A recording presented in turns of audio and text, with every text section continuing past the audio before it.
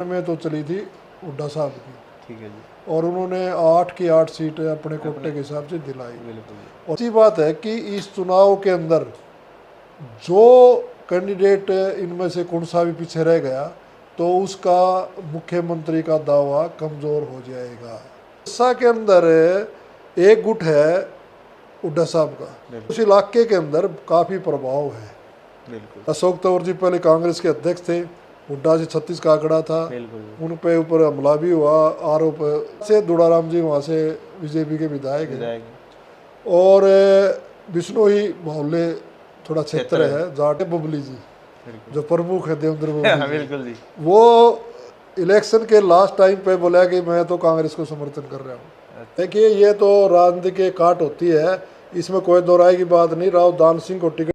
नमस्कार जी, आप देख रहे हो जीएसके टाइम्स और मैं हूं आपका दोस्त हरी।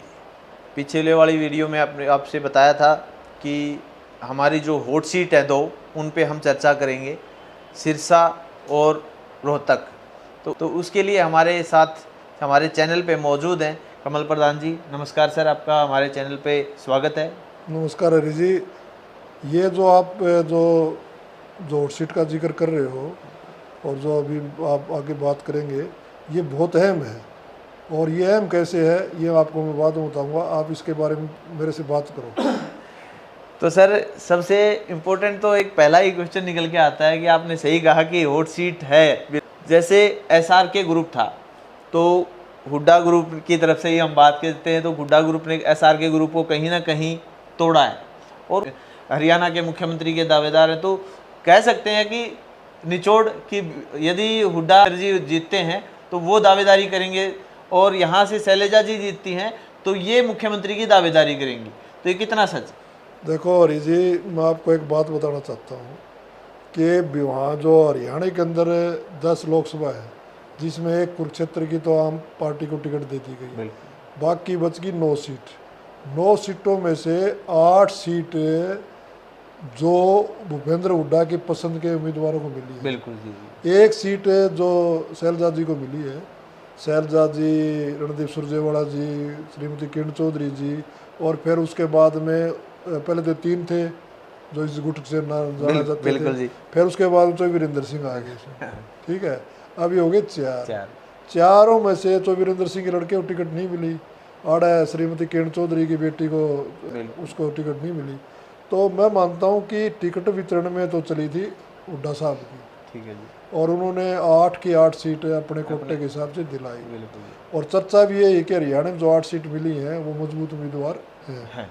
लेकिन ये भी सच्ची बात है कि 6 महीने बाद में हरियाणा प्रदेश में चुनाव विधानसभा के हैं। बिल्कुल। जो इसमें कसौटी पे उन्होंने दीपेंद्र हुड्डा को भी लगा दिया, क्योंकि जो राज्यसभा के सदस्य थे। बिल्कुल सर। उसके बाद में लोकसभा चुनाव लड़ाया गया है, और इस चुनाव का परिणाम अगर अनुकूल नहीं आया है तो कितना बड़ा झटका चौधरी भूपेंद्र हुड्डा को लगेगा। लगता है, बिल्कुल। और इसी प्रकार से शैलजा जी चुनाव अगर पीछे कम रह जाती है तो उसमें जो पूरा गुट है वो उस गुट को कितना बड़ा झटका लगेगा।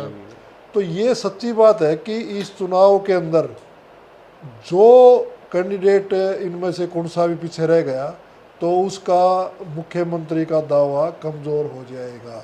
नंबर 1 बात।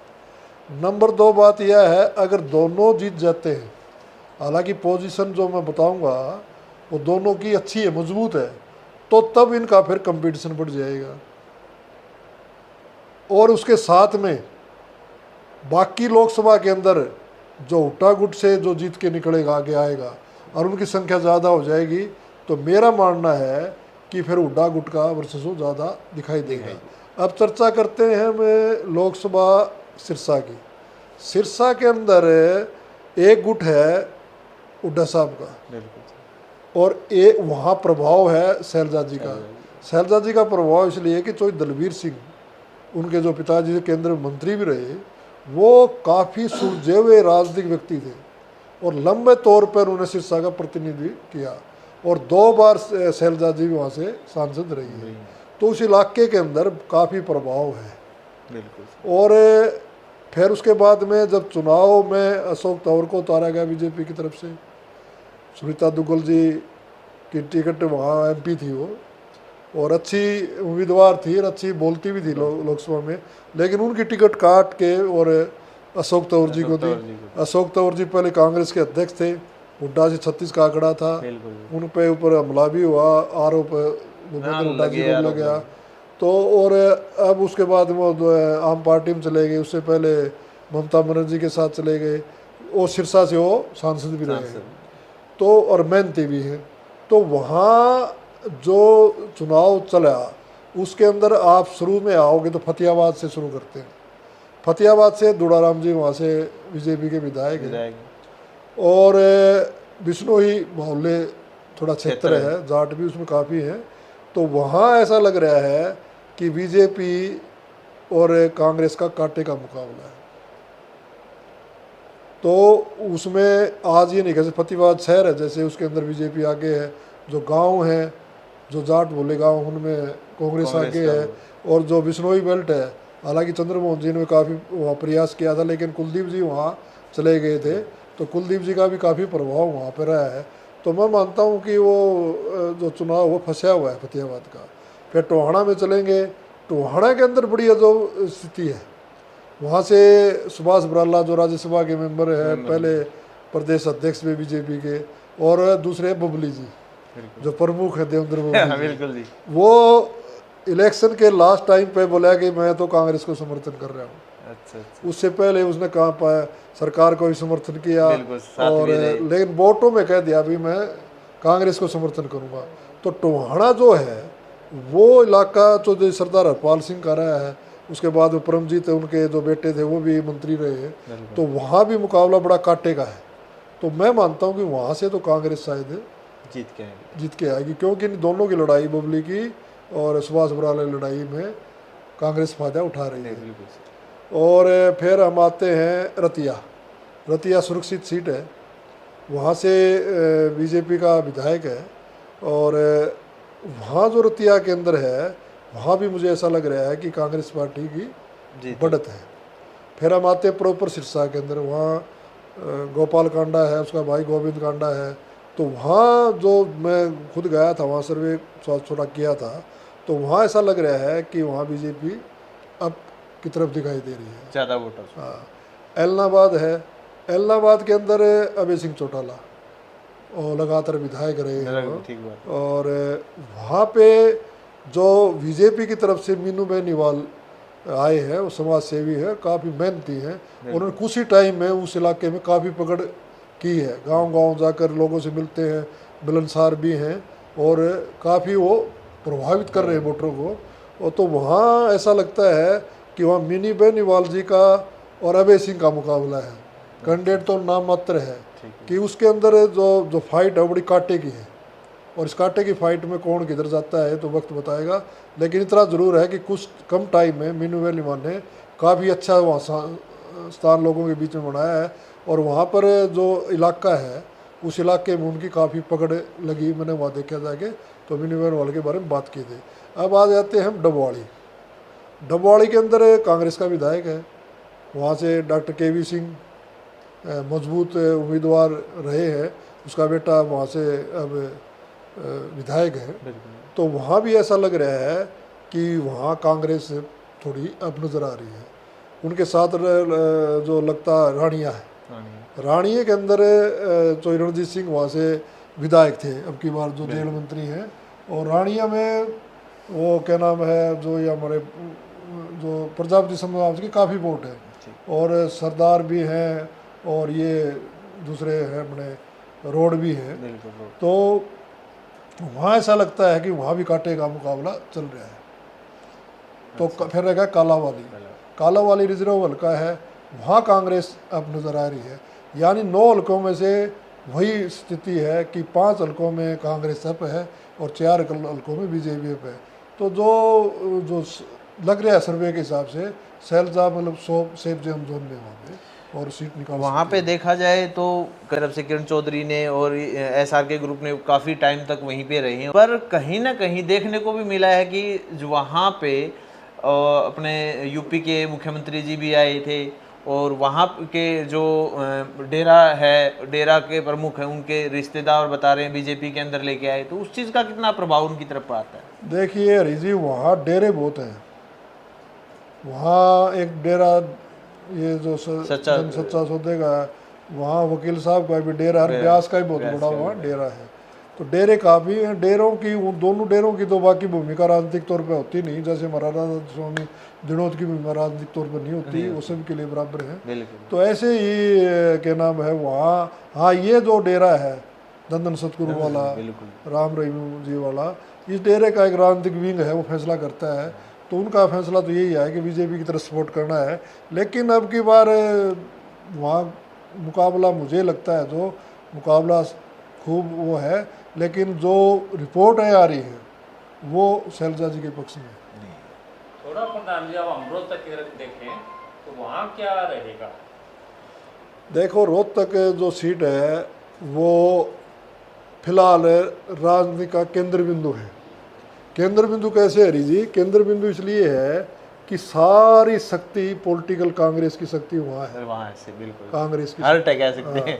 और जो कांग्रेस के उम्मीदवार है दीपेंद्र हुड्डा जी, वो बहुत मिलनसार और 24 घंटे लोगों के बीच में रहते हैं। बिल्कुल सर। और जब सांसद ये 10 साल लगातार भूपेंद्र हुड्डा जी सीएम रहे हरियाणा के, तो काफ़ी काम हुआ है। हाँ, युवा भी वहाँ काफी मतलब शिक्षा का, स्वास्थ्य का, रोजगार का, सड़कों का, जन स्वास्थ्य विभाग का, स्वास्थ्य विभाग का, तमाम कामें हुई वहाँ पे। और लेकिन वहाँ जो अरविंद शर्मा जी हैं वो भी कम उम्मीदवार नहीं, बहुत निर्दलीय सोनीपत से एमपी बने, करनाल से बने 2 बार।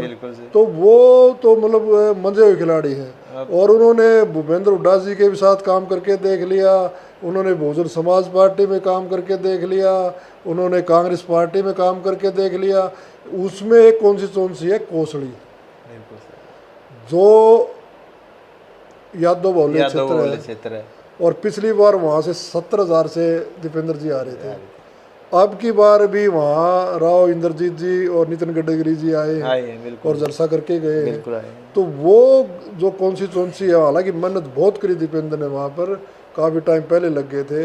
अब उनका वोट किधर गया है ये एक देखने की बात है। चर्चा तो यही है कि वहाँ से दीपेंद्र जी लूज कर रहे हैं, लेकिन ये चर्चा है कि पिछली बार जो लूज किया था उससे कम मार्जिन से वो लूज कर रहे हैं। भूपेंद्र सिंह हुड्डा ने इस कोसड़ी से वोट तोड़ने के लिए भिवानी में नरगढ़ सीट से यादव समाज को टिकट दिलाई, क्या उसका असर पड़ेगा वहाँ पे? देखिए ये तो राजनीति के काट होती है, इसमें कोई दो राय की बात नहीं। राव दान सिंह को टिकट दी है और राव नरेंद्र जी को वहाँ पर लोकसभा कोऑर्डिनेटर लगाया है। तो यादव मतदाताओं को प्रभावित करने के लिए तो चौधरी भूपेंद्र हुड्डा ने पूरी अपनी बात रखी है। अब मैं वही तो कह रहा हूँ, जो पिछली बार 70,000 की जो लीड थी वो कम नज़र आ रही है। तो कम इसी वजह से आ रही है कि उन्होंने राजनीतिक तौर पर भी यादव को प्रतिनिधि देने की कोशिश की है, और चाहे संगठन में देने की बात हो, राव नरेंद्र को वहाँ से कोऑर्डिनेटर बनाया है, यहाँ से एमपी का कैंडिडेट राव दान सिंह को बनाया है। तो उन्होंने अपनी तरफ से तो पूरी तरह यादव वोटर को अपनी तरफ करने की कोशिश की है और उसका रिजल्ट मिला भी है। वहाँ इतनी लीड नज़र नहीं आती, लूज जरूर कर रहे हैं लेकिन इतनी लीड नहीं है। अब आ जाते हैं बेरी के अंदर।